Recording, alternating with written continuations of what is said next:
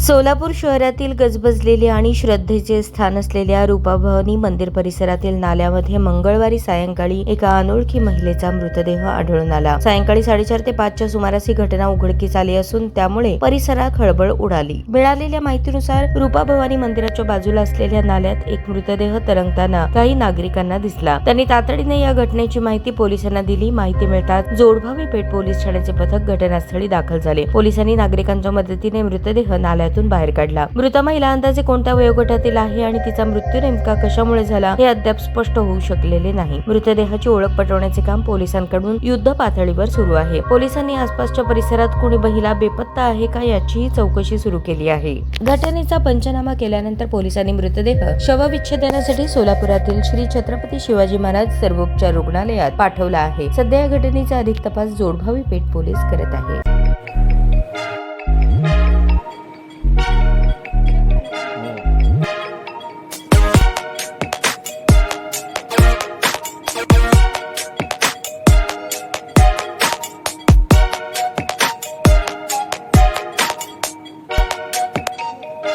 सोलापूर शहरातील सुप्रसिद्ध हॉस्पिटल म्हणजे सेंट्रल मल्टी स्पेशालिटी हॉस्पिटल मागील अनेक वर्षापासून सेवा बजावत आहे। 24 तास इमर्जन्सी सर्व्हिस, मॉडर्न टेक्नॉलॉजी, अनुभवी डॉक्टर्स तसेच अत्याधुनिक तंत्रज्ञान सुविधांनी सुसज्ज स्त्रीरोग प्रसूती विभाग, ऑर्थोपेडिक विभाग, मेडिकल विभाग आणि इतर एकमेव नाव म्हणजे सेंट्रल मल्टी स्पेशालिटी हॉस्पिटल। पत्ता गणेशपेठ शॉपिंग सेंटर, मंगळवार बाजार, सोलापूर।